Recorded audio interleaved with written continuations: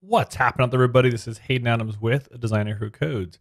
In this series of videos, I want to walk you through email marketing. Now, we're going to use kit.com, formerly convertkit.com. This is my favorite email platform.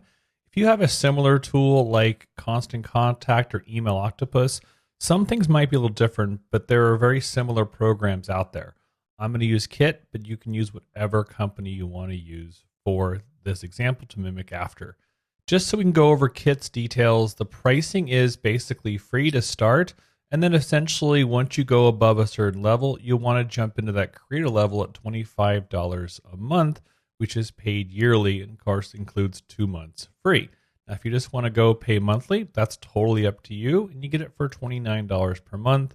And they charge more as you go up and up in numbers. So if you have 8,000 emails, which is awesome to have, it'll be about $100 a month, or pay yearly, it gets cheaper at 83. So the more emails you have is how it basically bills you. But again, free to start, free 14-day trial, everything's right there. So after you log in or you sign up and start a free trial, you'll get this dashboard at kit.com. Now to start, I at least want to set up a list that I can use and put a couple tags in there. So I'm going to go to grow. I'm going to say subscribers. And up here, I'm going to add one subscriber. In this case, it's going to be me. Hayden Adams, that's me, and Hayden at nautilusdesigns.com. So when I say next, what you may or may not have are some additional tags, or it'll probably say identify subscriber with a new tag. Imported August 6th, which is totally fine to have. I've already added a tag before, so I'm not going to worry about this yet since yours will probably not have it. But what the tags do is it allows you to then categorize emails. So if I say finish, what'll happen? The screen will change. It's like, hey, hello, Steve, how you doing?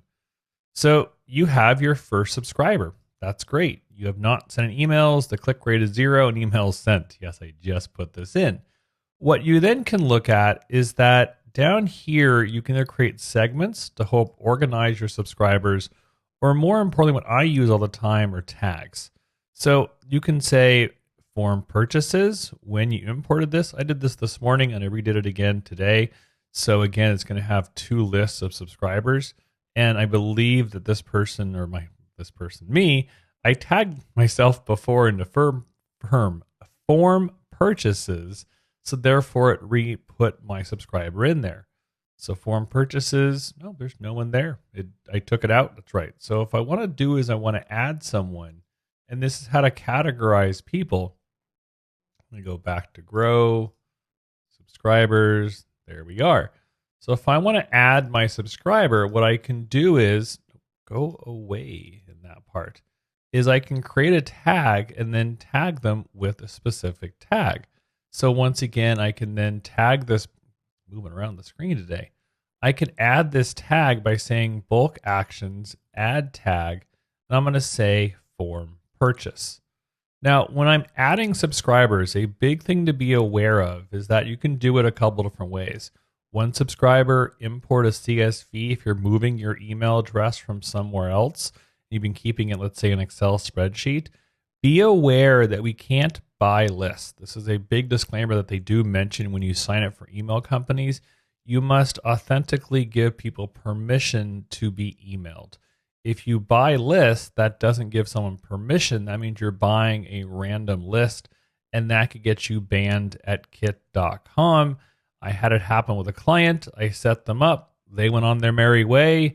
And then they went, we got banned. And I'm like, where'd you get the list from? And they go, oh, we bought it. I'm going, oh, no, you can't do that. So again, please make sure that when you are importing lists, that you are importing them from essentially safe ones that you've opted in people with. Later on, we're going to talk about what's called a double opt-in to make sure you are not getting any spam and someone actually works to be on your email address. In the olden days, people were like, let's have thousands of people on a list. And I say, let's have 100 enthusiastic people on a list versus 4,000 unenthusiastic people. If you're going to be paying by quantity, then let's make that quantity be really worth it. So just being aware as you're looking at the subscriber list, if you're bringing friends and family, they're not going to be worrisome. but do be aware that buying lists is not going to fly on the kit.com website. All right. That's a lot of information for setting up a list. And you can always then take people out. So if you like, oh, I've typed the wrong name in, you can single click and say bulk. Where did it go? I have to go back to that list. Hang on. Subscribers. And here, and bulk actions, I can always delete this person or export them out if I want to. So you can remove a tag, and we'll go over sequences later on. Export or delete if you've typed something incorrectly, then you can delete them and take them out. So let's say you've got your subscribers in there and you actually want to send an email out. Well, how we do that is under the send section. What we want to do is we first want to create an email template. Now, what I don't recommend doing, how do I hide you? How do I hide you? Go away. I don't know. Anyways, that should go away. That's going to bug me. Sorry about that, everyone. In the email section, we need to create an email template. Now you can use the text only, works totally fine. What I don't recommend doing is we go in, oh my gosh, how do I stop this? I don't know. Let's go, there we go. It's maybe gone, who knows. Keep your emails clean. Don't go crazy. Don't go, what's Hoofax? I have no idea. We're not going to put, some of these are a little crazy. You know, I almost like the classic designs, to be honest, because they're really, really clean. In modern day emails, I want a very simplified email. I don't want annoying. I don't want overwhelming. I use this platform one quite a bit when I set up my clients. And I'll also use maybe the intro at times or maybe the story, but I don't like to have a lot going on. So in this case, I will use platform for my example. So it pulls the kit one. Now this is where you get to design the template. Do not, let me write this. Don't write an email here. And I'll show you why. This is the template. You're going to change this. This is just more for how things look, how things operate. And you do need to keep your address at the bottom. Really do not hide the unsubscribe. I tell people this all the time, and this drives me crazy. Nothing is worse, and I bet you've experienced that. If you've ever tried to unsubscribe an email and you can't find the unsubscribe button, I make it really easy. My goal with when I design email templates for clients or my own emails that I send to people, I don't want them to find or have to search for unsubscribe. If they want to get off my list, get them off the list. That's cool. No pressure on my part. My list goes up and down. But again, I'd rather have people who want to be on the list than not want to be on the list. That to me says, I want to make this as easy as possible. Now, this is where the branding does stay on the website. So again, this kit branding will be on there. If you do want to remove the branding, you will have to go up to the creator level. Of course, it recommends it, but it does take the branding off. Otherwise, you do need to keep the convert kit or kit, keep saying it after all these years, but the kit.com branding has to be on. It's up to you. If you are going more professional, I do recommend paying for that to take it off. It does give you a couple extra pieces. Again, it's not required, but again, I think about if I'm just doing this for like a slight hobby, then totally keep it on. But if I am using this in a business sense, I'm going to take off the kit branding. I want this to be my own branding. So at the top, I will call this one my default template. And hit return key to save in there. And I have to do now is I have to click these buttons to then say, what do I want to do to then change these pictures?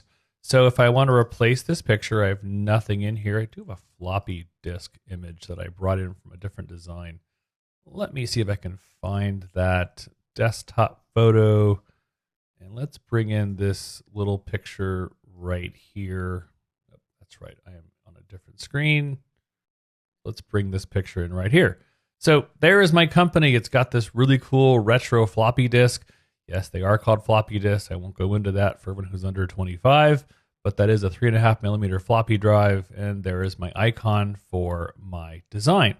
Cool. If you do also want to have a URL, so if I want to send this over to Apple, let's go to apple.com. So if someone clicks on my icon up here, they can then go forward and go on to apple.com.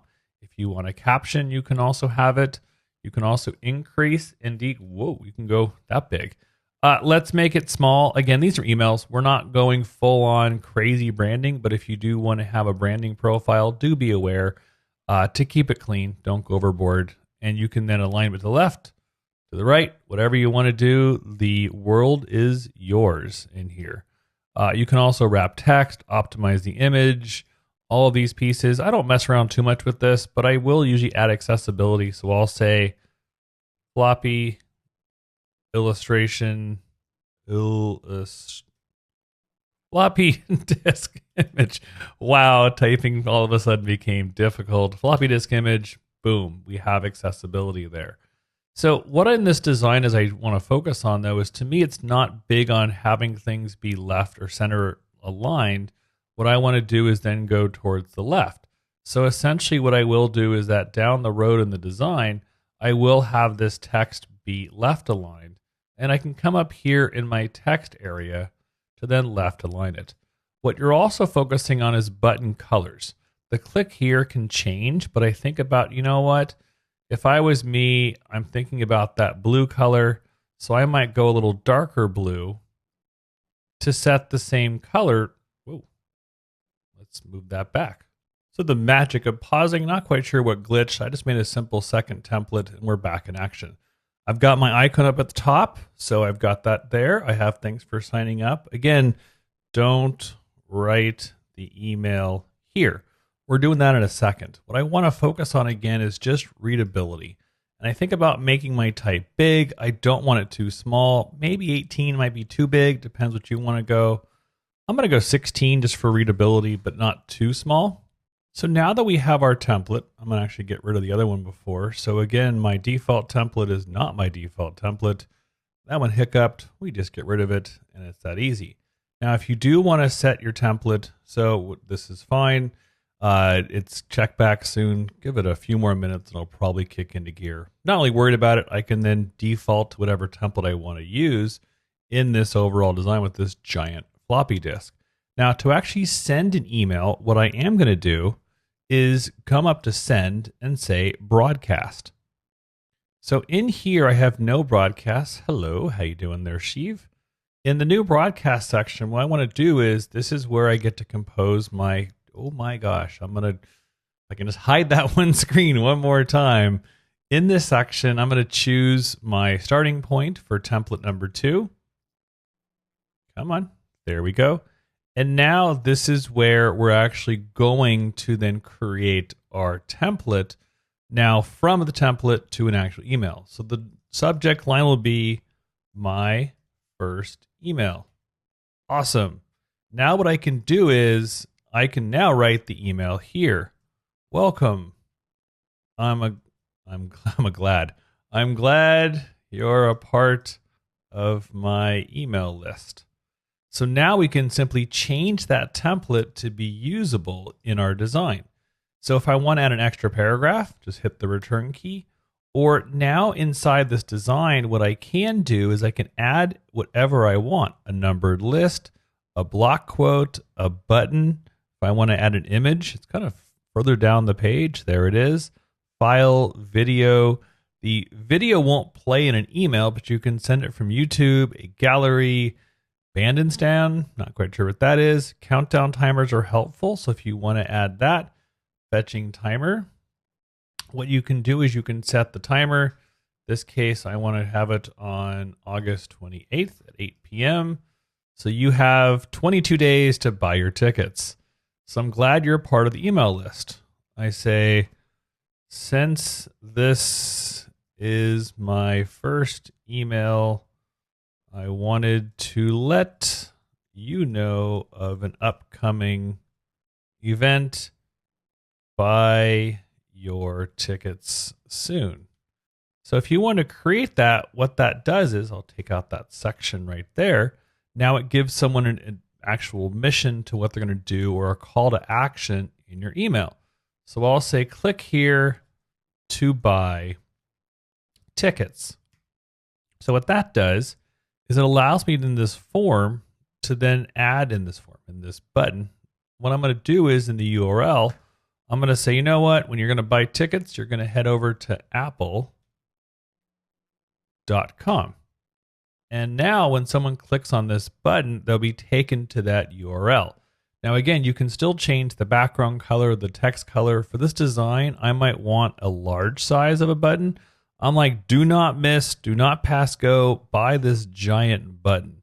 So you can still design pieces if you want to for added effect, but I try to keep my template as best as possible. So now that I have this, I can say continue. And I'm going to send to email. You can publish to the web, but it's an email. So I really don't use it this much to actually publish to the web. But if you do want archives, you can use the publish to web to then create links down the road to say, here's the archive of all of my email newsletters if you wanted to. Again, I don't use this option, so it's really just send going forward. So what I want to do then is that I want to manage all of my subscribers. So in the all subscriber section, I can say either all subscribers, or what I can eventually do is I can then add a filter and say, I'm going to say subscribe to, and in this case, I will say tags, and the tag is going to be form purchase.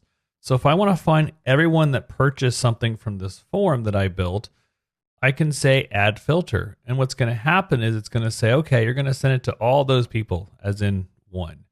Or you might just want to send a blanket email and say all subscribers. So if you just want to send a blanket list that's like my Flash Friday sale to everyone and anyone out there that's on your list, go for it. All depends what you want to do. Down below, you can say send now, or you can then choose a different date. So if I want to send it on that 28th, I'm going to give everyone about 3 hours of head time. There we go. And advanced options. If you want a preview text that shows up saying, buy your tickets to Fan Fest now, for example. I don't use the internal information too much, but it's up to you if you want to. Again, publish to web, I'm not going to touch. It does save everything automatically. And if you do need to go back, just click on the draft and it takes you back to that draft email. And like magic, when I say continue, it's like subject line. This is my email address, Hayden at Legacy Logins. I've got a different product that I'm going to demonstrate on this next email or this next video. And so I use this Legacy Logins to bring people into this account.